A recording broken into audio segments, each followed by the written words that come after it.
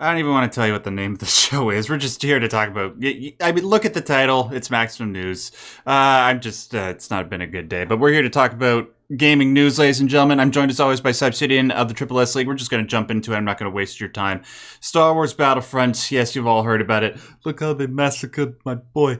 I'm not like I can do a pretty decent Marlon Brando impression, but I'm just not in the mood right now. Especially because of how much this is pissing me off. Syb. I had an original Xbox. I got Xbox Live a year after it first started in 2003. And I recall that when I still had that and I was still playing Xbox Live on it, there were two games that I would play online more than anything else. Halo 2 and Star Wars Battlefront. Those games were my childhood. I mean, Halo 2 more than the other. It's one of my top 10 favorite games. But goddamn, Star Wars Battlefront back in the day was legit. Especially Battlefront 2 because they allowed you to go up into space. They allowed you to have flying vehicles and stuff like that. It was awesome. It was so awesome that when I got Steam, when I finally got a PC, one of the first games that I bought was Battlefront 1 and 2. Because I just wanted to be able to play those games again. And on dedicated servers because my Xbox actually stopped working, my original console. So I was able to play that and I was very happy about it. So because of the existence of those games on PC, I was kind of surprised when a few weeks ago, I can't remember what, like if it was a part of like a Sony or a Nintendo thing or whatever, or maybe they just announced it on its own. I can't remember. But we learned that Battlefront 1 and 2 were going to be a part of a package that was available for people to buy on the PC. I didn't really understand why because the games were already there. But then I learned that what they were trying to do was re-release the game with some supposed quality of life additions. These would include textures that had the resolution increased via AI, so that sounds cool. 4K 60 FPS capability, although for some reason I thought it already had that. Maybe it does. But I mean, at least we know for certain that this one does. It'd have an anti-aliasing, plus it would have the Xbox exclusive content, which all subsequent versions of Battlefront and Battlefront 2 had not had up until the release of this. So that sounds cool. And, it's just having this announcement, letting people, old fans of the game know, that it was being re-released would probably have a whole bunch of people influx and, be able to share in the nostalgia of these two wonderful games. Well, I mean, of the 10,000 people that flooded in, about only 200 people were able to enjoy it. This game had some of the most amateurish problems at release. I couldn't believe it. Well, no, I guess I could because of the way that the Star Wars IP is being treated right now. It's EA. It's EA, yeah, and especially because it's EA. EA and Lucasfilm, come on. All right, well, unless it's Respawn and those, they're the ones keeping stuff alive. But yeah, so check this out, guys. 10,000 people flooded into Steam to play this game. That was about as much as, well, just a little bit less than what Suicide Squad had for a new game on its release. And this game is like 20 years old and it has that level of popularity. That's pretty impressive. Here's the thing, though. They had, apparently, only 3 servers for people to play on. I don't know, for some reason, I guess they were expecting only around 200 people were going to want to buy this on PC and play it. They didn't have the servers to be able to withstand thousands of people. So yeah, 3 servers of up to 64 players. So that's 216 people. And 10,000 people trying to play it all at once. Yeah, but that's not all. Constant crashes. I was watching compilations of all the different glitches that the game had. Like every time you die, the map would start spinning around and, people crashing to desktop and all that. A couple other things. Apparently, the collection is 63 gigabytes, which is ludicrous because I looked at the two. I don't own the original Battlefront. I own Battlefront 2 on Steam. And Battlefront 2 is 9.5 gigabytes. And I'm assuming because Battlefront 1 is smaller than Battlefront 2, like just the scope of it is, sequel's usually bigger than the previous one. I'm guessing at most it was like 8 gigabytes. So 17 gigabytes between the two games. And then for some reason, this classic collection is like 4 times the amount. Is that all due to the up-res textures? That seems a little bit weird. But anyways, but even with the up-res textures, from what I was able to glean from what I was looking at on screen, Seb, I don't know, like if you've ever played like, have you ever played like the PS1 or PS2 emulators? Yeah. Yeah. Well, I mean, not the PlayStation ones, because Sure. But I'm very familiar with emulators from like the late 90s, early 2000s. Yeah. All right, fair enough. So, like, when you try to so what you can do, ladies and gentlemen, when you use emulators for old consoles, one thing that a lot of them often allow you to do is up-res the internal resolution and the external resolution. And what that means is it can try to make the textures that were in the game that you were used to playing at 480p back in the day, make them be like 4K. So, like, up the resolution to 4K of the textures. However, unfortunately, sometimes certain games from that era aren't really made for that. And so it can make a whole bunch of stuff look really, really sharp to the point that it looks uncomfortably muddy. Like, there'll be stuff that looks really sharp and then stuff that looks really, really bad and like foggy. And that's sort of what seems to be happening with the Star Wars Battlefront gameplay that I'm looking at. It actually looks better to have some of the blurrier textures from the original versions. So yeah, the reason why I bring that up is, because of the similarity between the two. It's not a good, Sybe. And, honestly, no. I wish I had time to be able to play more online multiplayer. I sort of had to swear off of that, except for playing some Dead by Daylight here and there, just because of how busy I am.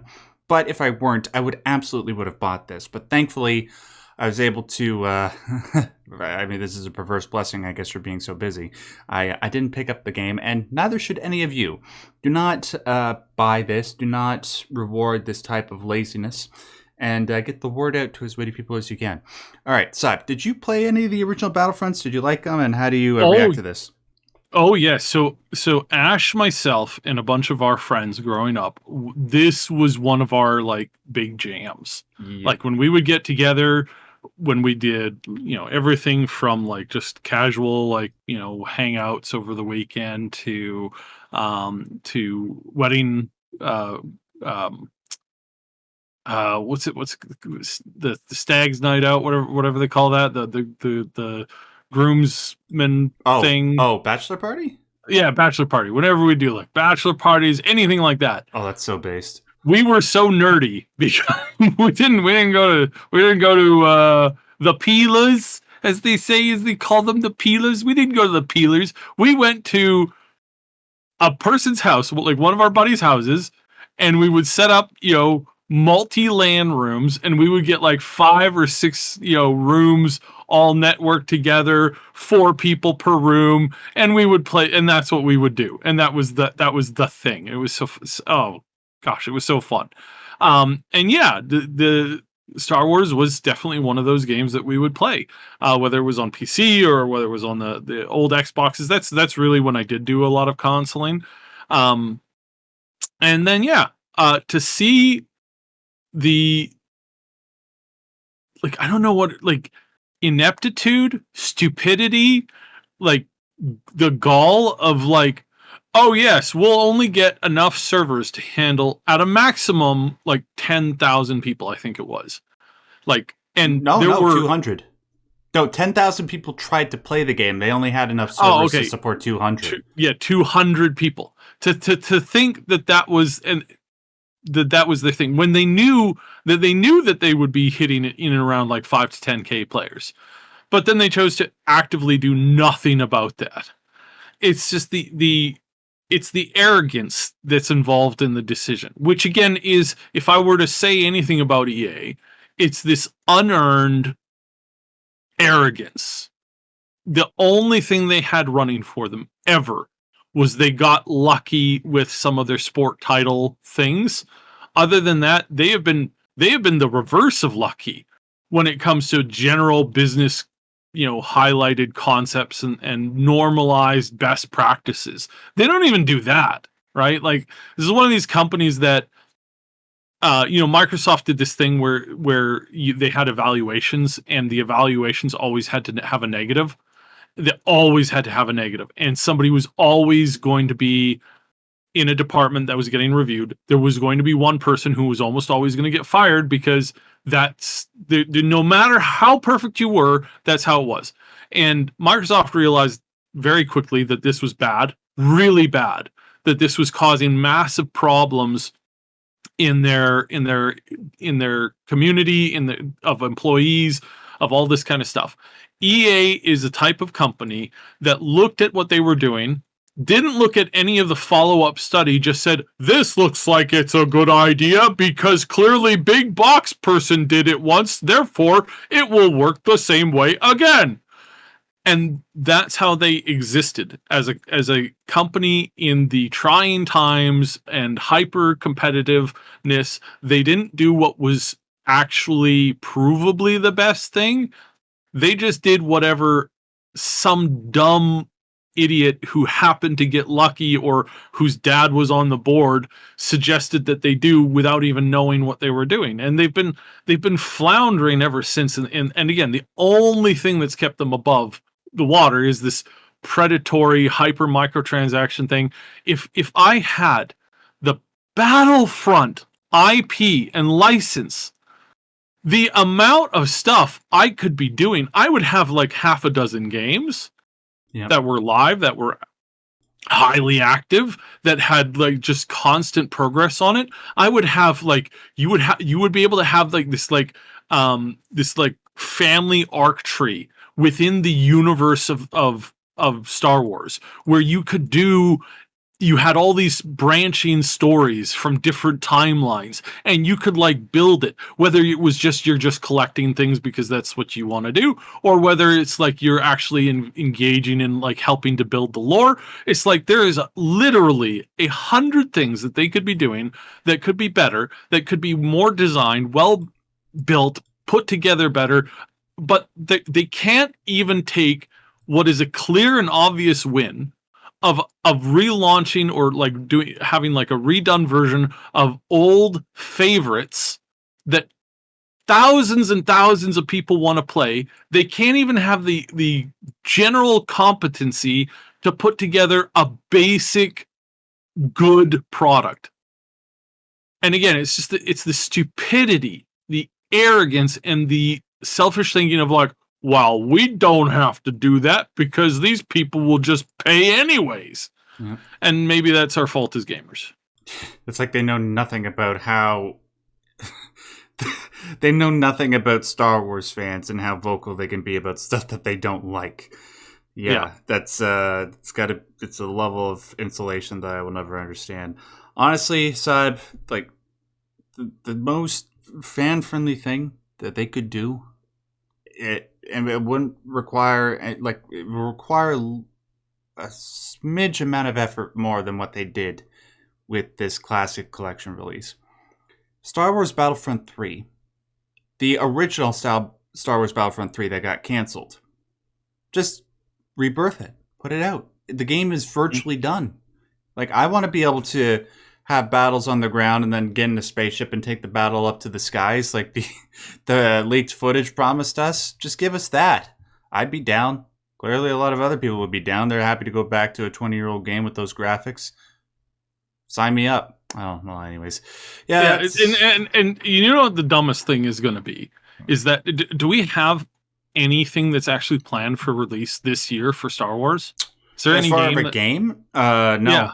No. Yeah, so the biggest selling video game for Star Wars in 2024 most likely will be a re-release, a bad re-release of a 20-year-old game. Yeah. Online, I think primarily created to be online, to be a co-op game, and that's what they're doing. And it's just like, wow. To imagine being that incompetent at the most basic function of what your company is supposed to do. Ugh. Star Wars was I mean, it still is the biggest IP, but God, it could be making buku amount of money now compared to, like, remember when The Force Awakens came out, how much money that made?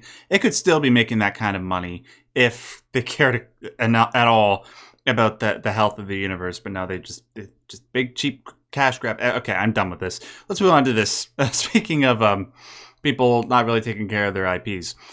Well, in a lot of respects, they do take care of their IPs, but in other respects, it baffles my mind why they don't just do the most obvious ass stuff. Nintendo, Ash, the other half of the Triple S League, the other third, made us aware of this through Discord today.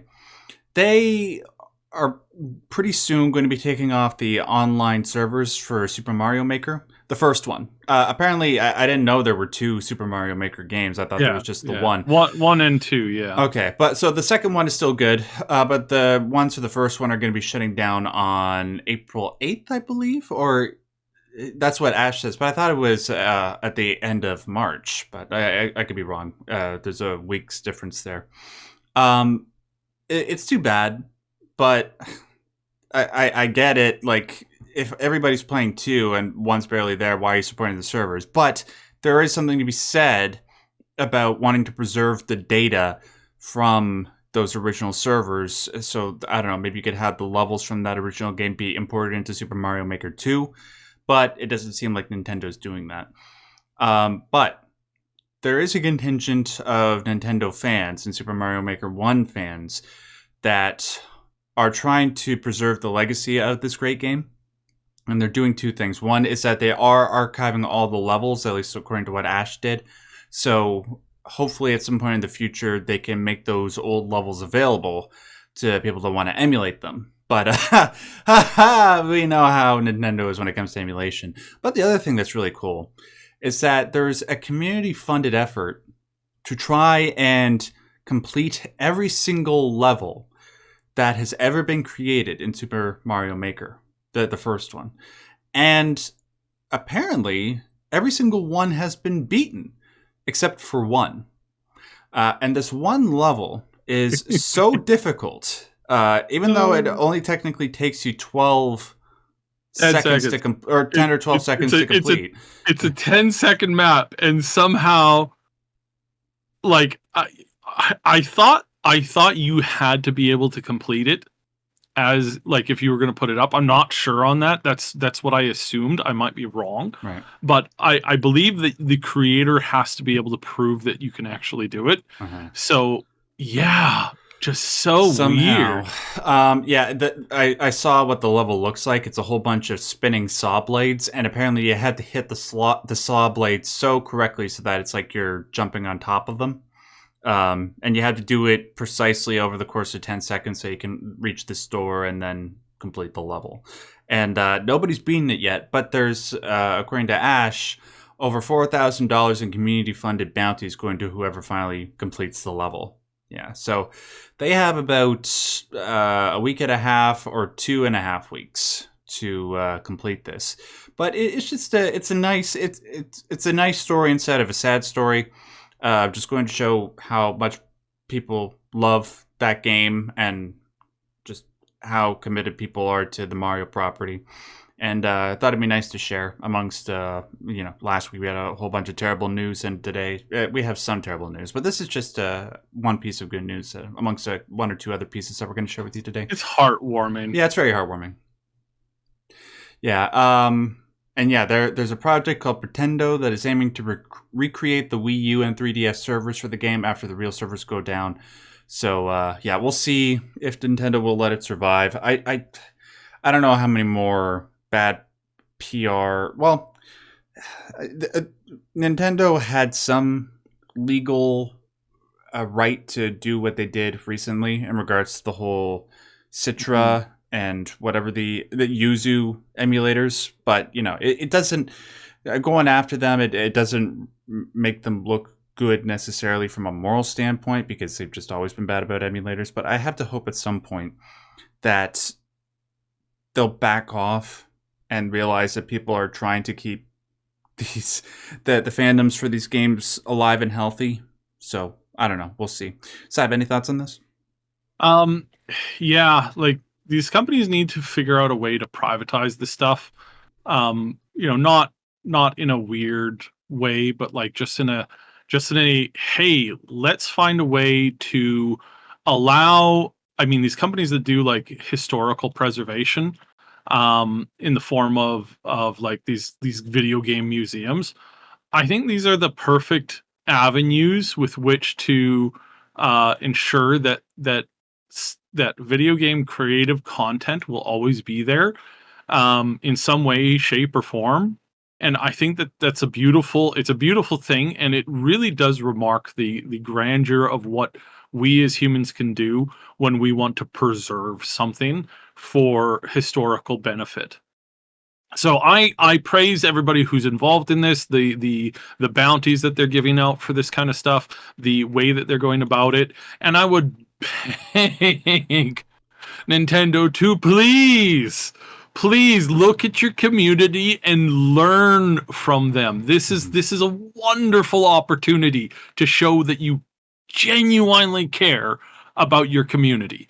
So fingers crossed. I don't know if it'll work, but yeah. Yeah, I don't imagine that's going to happen anytime, but maybe in 5 years or so, once consoles continue the path of dying out. But I don't know. We'll see. All right, what's going on with Payday 3?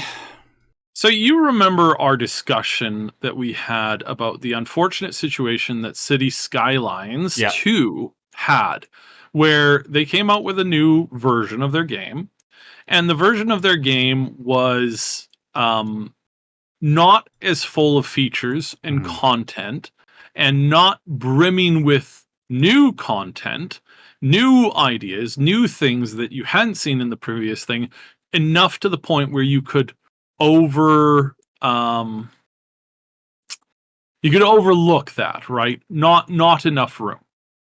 Uh that is that is what's happening here with Payday. But unlike some of the other companies where they've made these kinds of massive blunders, just massively like they screwed up, and for sure on this, they screwed up. Payday absolutely screwed up with this. Payday 3 is not nearly as good as Payday 2. Um, and they've been stuck between this hard place of going, okay, do we abandon completely uh Payday 3 and go back to making content for Payday 2? Because I believe the number recently was about 300 people playing Payday 3 and tens of thousands of people playing Payday Oh my 2. god, Now, the it's like Battlefield yeah, 2042 all over again. but Payday 3 is on the Xbox package Oh yeah. thing that they have, their little like pay a price and get access to all the different games. So that's there, and that's, I mean, that in that concept that's a very good thing. But we're still looking at the situation from the outside going, "Oh, this sucks. This sucks for the gamers, this sucks for the devs." And normally it's the gamers and the devs who pay the highest price.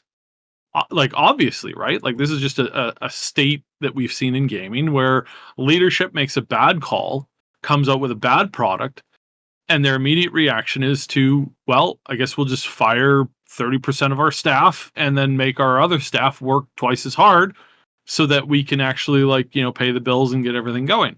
Well, in this case, the CEO has officially taken the responsibility and has stepped down. They're going to continue on as a helper to assist the incoming person, which they haven't made a permanent decision on that yet. But I thought that was finally somebody showing some wherewithal. I don't know if this person has the capability of like learning from their mistakes. Clearly, Mhm. they've had to step down because it was either like they're already on the brink of like insolvency. They don't want to do that, obviously. So the time to like make adjustments and buckle down is going to be really really hard on everybody. So this is just kind of rough. But a bit better in the sense that, well, at least it's not the average game dev getting the heat now for a decision that probably wasn't them.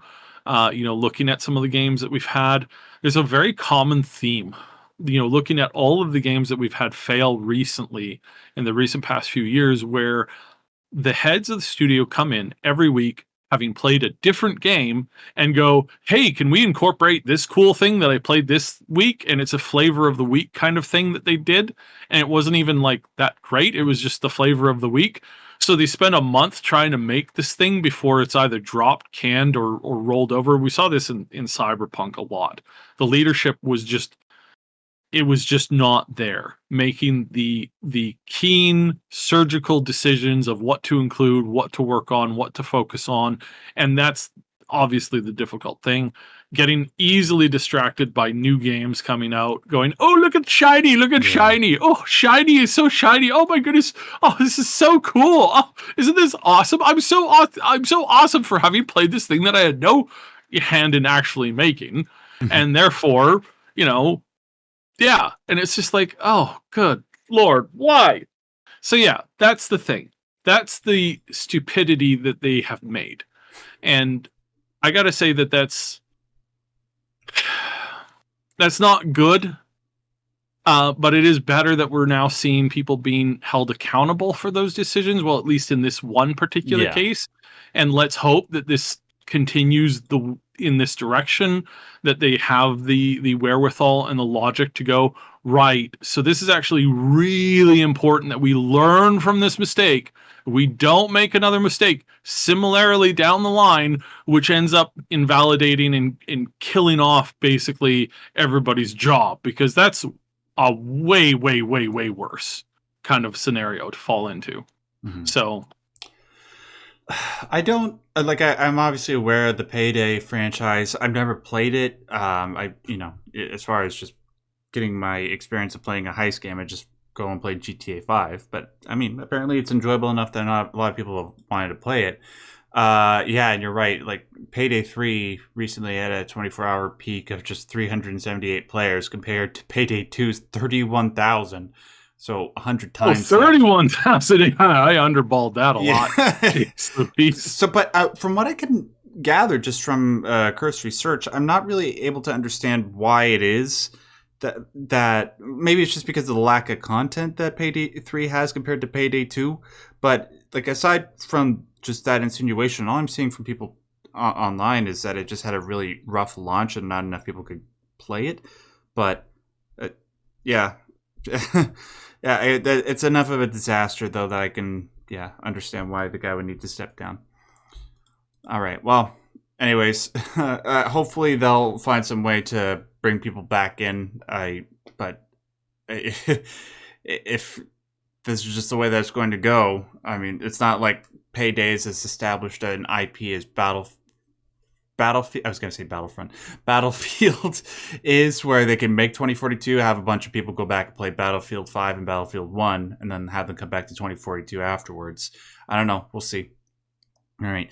Speaking of other games that I don't have the time to play. Apex. Dude, I can't... Apex, great game. I can't stand playing it just because of how much it stresses me the F out. But what's going on with Apex? So, again, Apex is EA. I'm not losing my mind, right? It's Respawn, published by EA. Yeah. So, they had a problem. A very big problem. In a recent live streamed tournament, some hackers not only got access to the server that they were playing the tournament on, but used that to back access the person's computer, the competitor's computers, and added cheatware into their game in the middle of the competition, live on screen. Like you could literally see them alt-tab essentially, add the program in, take the thing and adjust it and add it into the game so that they weren't the players, the competitors were no longer in control of their game. and it added things like hack bots, the infinite vision where you could see all of the players highlighted on the map, aim bots where they could just instantly do headshots, that kind of stuff. All of that in seconds, basically. And so it was obvious that was happening while it was that playing. was obvious that was happening. The people started calling it out, going, hey, we're being hacked. It wasn't just one person. It was a lot of people all at the same time, and it went bad real fast. And what's the point? Just for the lulz? Just for the lulz, I guess, from the hackers' perspective. It was super funny to them to do this and to just kind of like, be, hey, we can be total, dirtbags and just remove everybody's fun. Brilliant. That's awesome. Garbage, people, or people showcasing that EA's server data is so flimsy, has such a problem with basic security, that not only did this allow them to do this into the game, but the hackers at the same time loaded up a whole bunch of malware and spyware onto the contestants' computers themselves. This wasn't a case where they were at a set location using, provided computers. These were streamers who were streaming from home during this competition and who received hackware on their computers, and they had to take them offline. In a lot of cases, they had to stop streaming while they got this stuff fixed, because in some cases they had to completely dump the hard drives that they were using and get new hard drives because they were permanently compromised. And EA, you're paying for that, right? No, EA banned them all. All of the people who were victims of the hack in the competition, who had been compromised because of their software. Nothing, clearly not EA's fault, clearly not, Respawn's fault, clearly not their servers being an issue. No. That's you guys. How dare you guys cheat? So we're just going to ban you all, and good luck with that. You gotta be kidding me. There's no way. Yeah.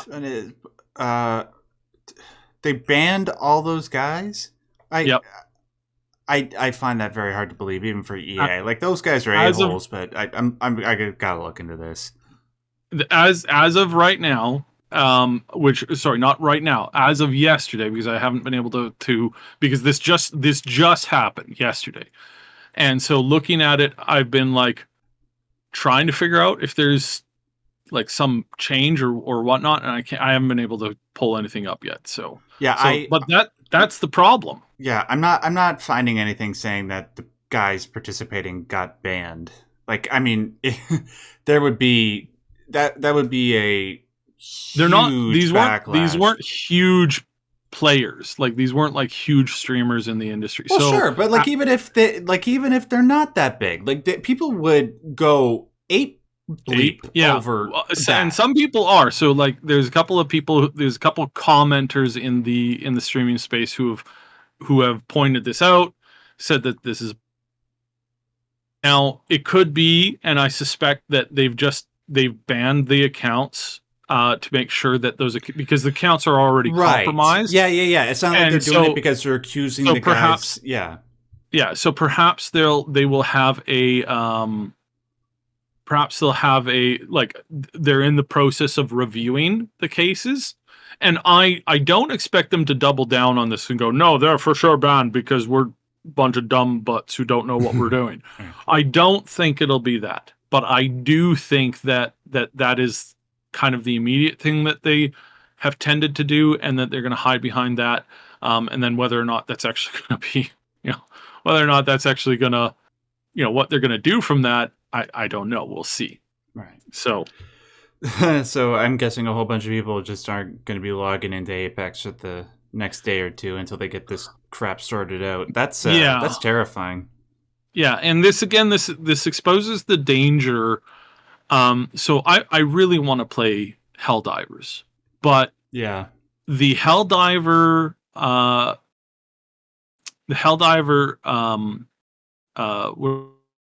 the DRM, the anti-cheat. the DRM.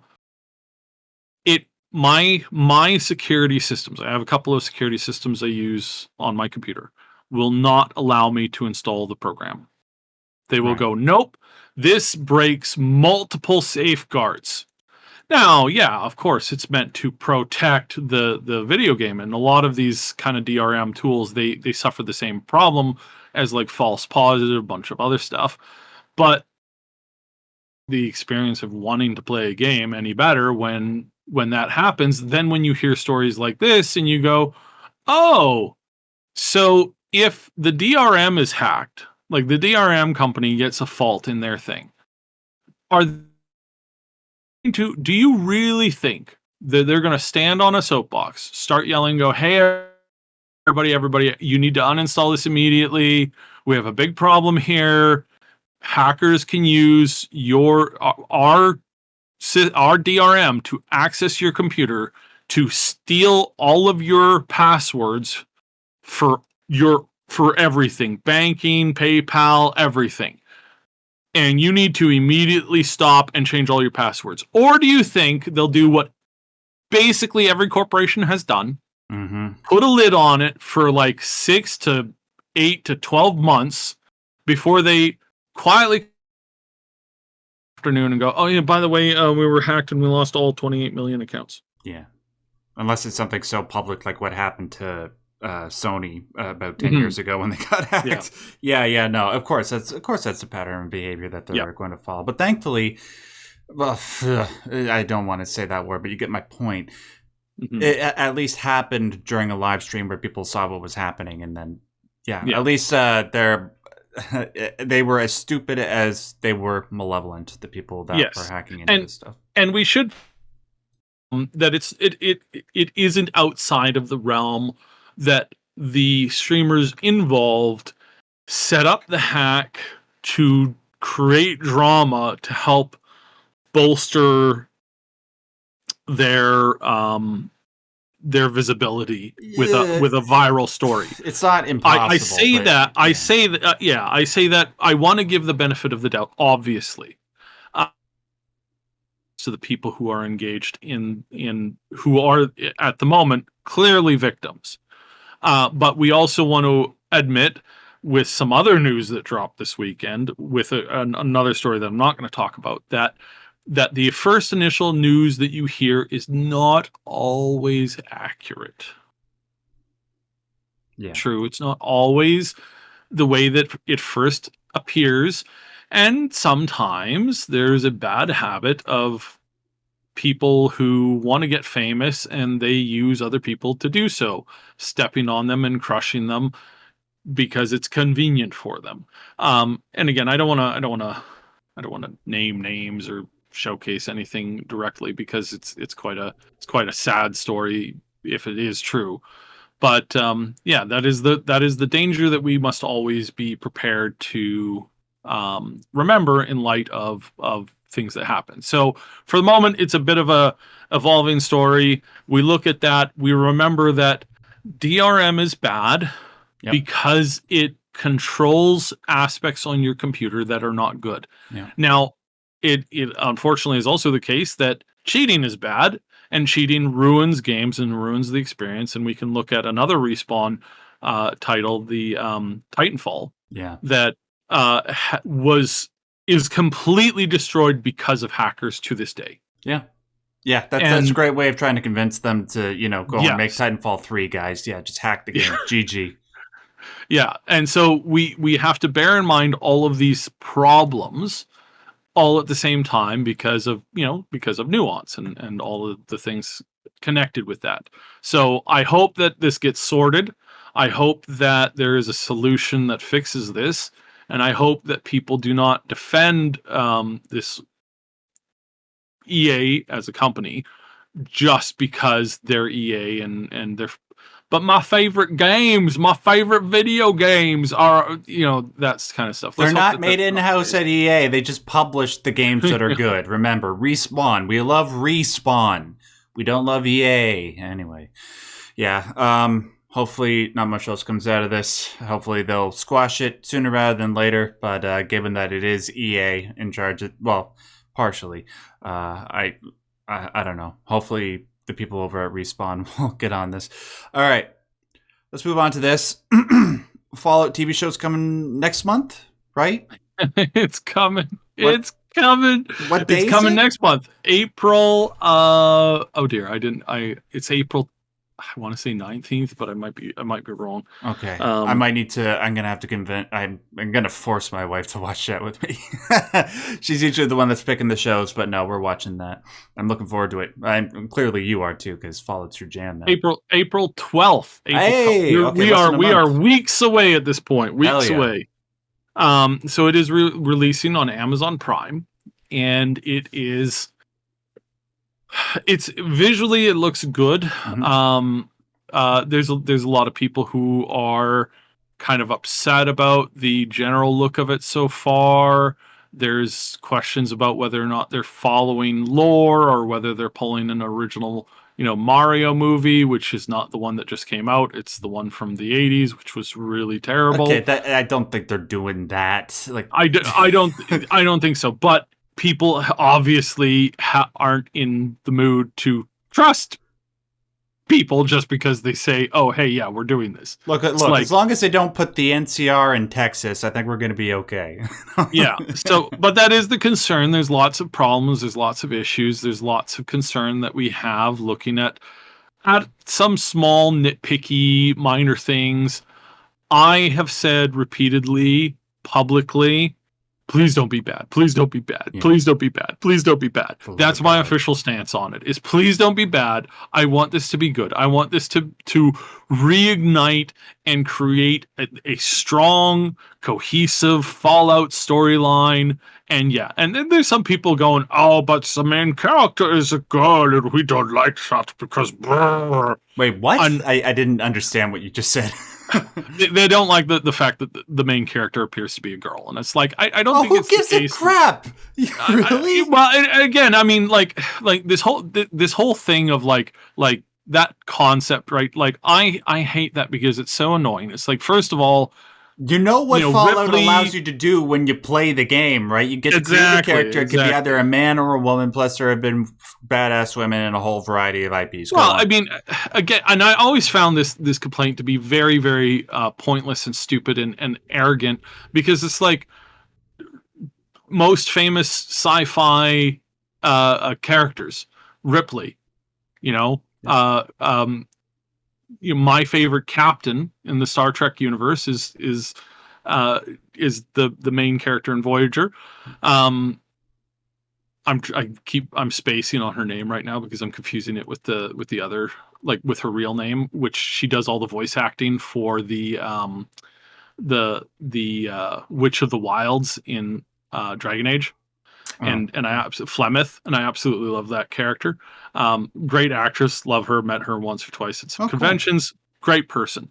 But yeah, it's silly in the world of sci-fi. That's the place where it could be anything, and it doesn't matter as long as the story is good. We look at the Star Wars stuff, and I would say that the problem there was that the writers didn't know what they were doing, right. And they made the characters, they made the IP bad because of their writing, not because of following a female character. The female character originally supposed to be for that series was supposed to be, oh dear, I forgot her name. She's a Twi'lek Sith user. Talon is her name, but I can't remember what the character's original name was supposed to be. But Talon is her it's Darth Talon. And that looked like probably I read the script on that Lucas had proposed, and that was absolutely amazing. You can look it up on YouTube, and it's the story of Talon that 1,000 times better than whatever garbage that the actual stuff was because of bad writing. Well, so I'll give it this. Like, I'm not a fan of the prequels, but at least I can have pretty good faith that whatever this script that Lucas wrote would have set up films for a long period of time, and that was the one thing that the movies that we did get didn't do. They didn't plan ahead at all. So yeah. Exactly. So that's Fallout. my 2 cents on it. I want Fallout to be good. Mhm. I want Fallout to be amazing.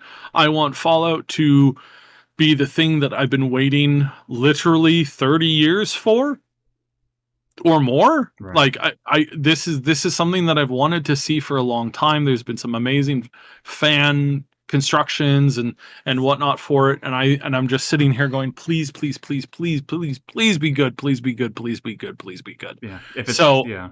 yeah, so I don't know if it'll be good, but we'll see. If it's good, it will, as we've been talking about on this channel, be sort of an impetus for the franchise to become the heir apparent, the main title under Microsoft's banner going forward. Mhm. It will replace Halo, which I mean, has Halo really been the main mascot for the last several years? It's hard to say, but it will by definitely- default, but not Yeah, by quality. exactly. You know, So by current quality. Like obviously, in the past, I mean, Halo 1, 2, 3, 4, they're still amazing games. oh yeah, But right now they need a reset, and Microsoft really needs this Yeah. to work in their favor. I really hope that they've had the sense to make a coherent, good story. Now, there has been some online because the director of the series has said some pretty fiery things, in that he's not making this to cater to the fans of the actual game. Now, people got really upset and forgot to read the rest of the quote. Right, So yeah. the rest of the quote, in a sense, is him saying, I make the content that I believe in. And I know the Fallout universe because he lost an entire year of his life to playing Fallout. Yep. And he had social repercussions because of that. So he's obviously A fan. deep in. Now, I think that's what he's saying. It when you read it in conjunction with what else he said about how, like, you can't please everybody all of the time.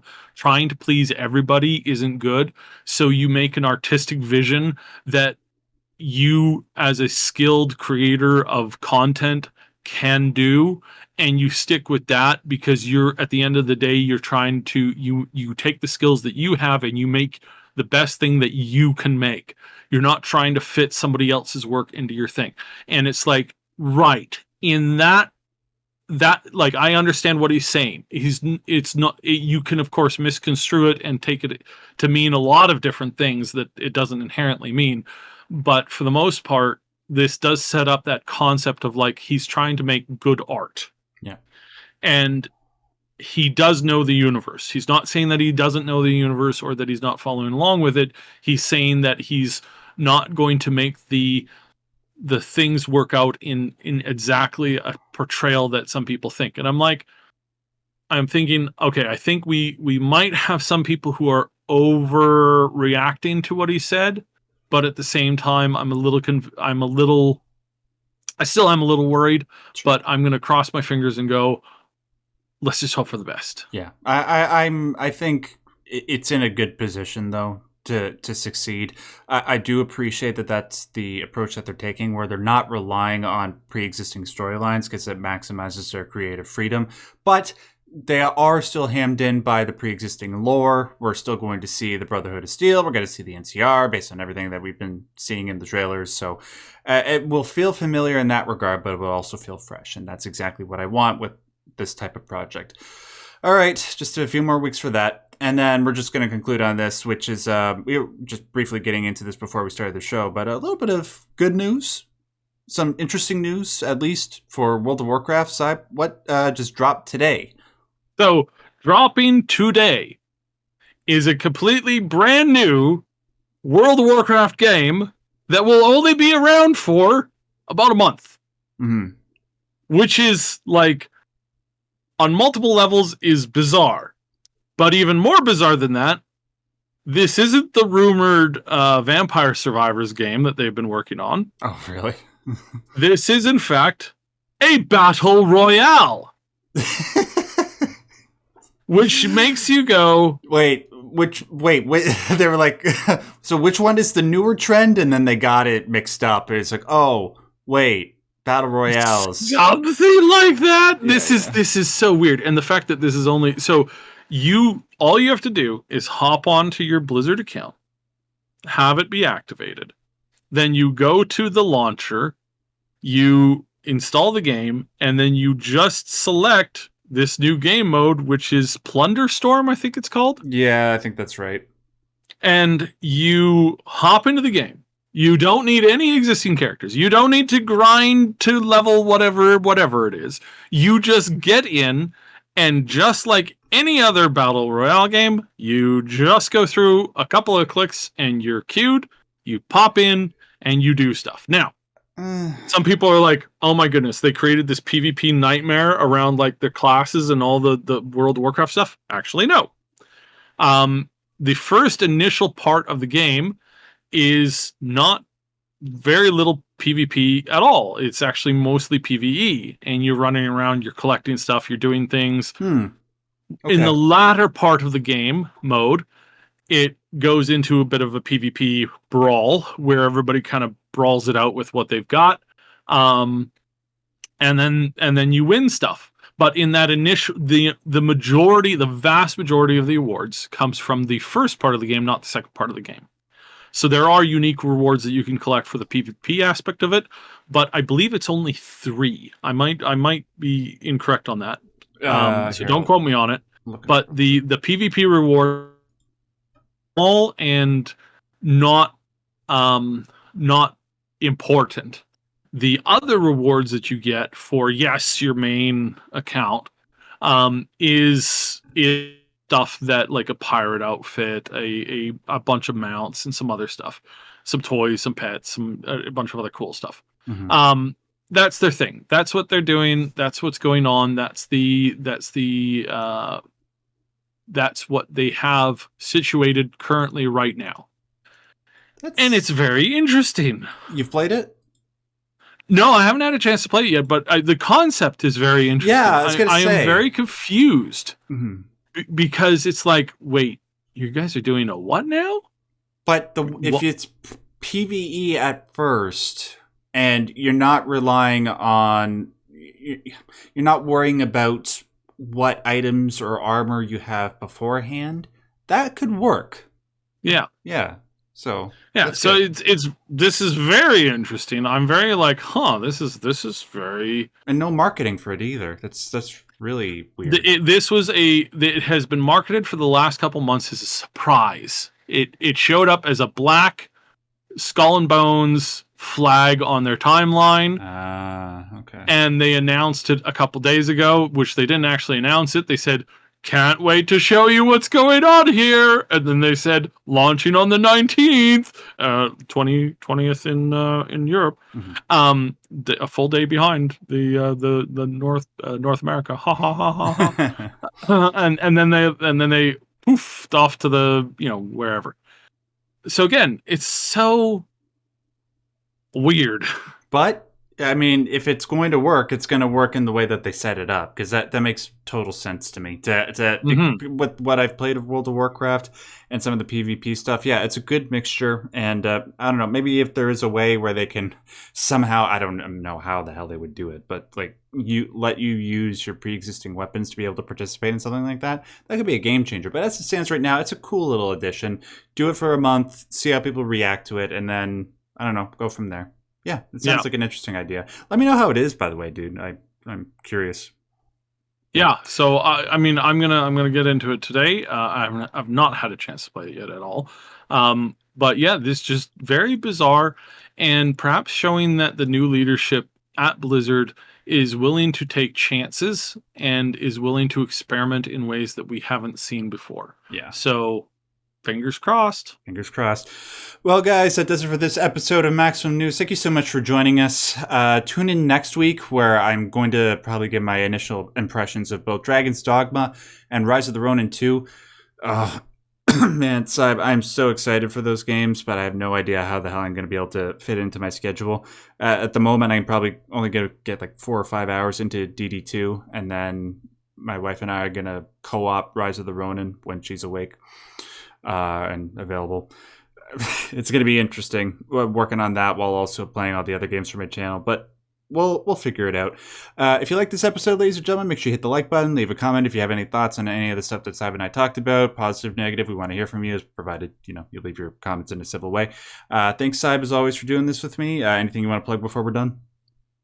We are, like I said, I'm gonna get some footage up about this Plunderstorm game and see what people think. And I'm also going to dip my toes into Dragon's Dogma. Nice. So we're gonna be doing something with that. We'll see where it goes. All right, and you guys could just find me on all the regular forms of social media, just at Max Derrat.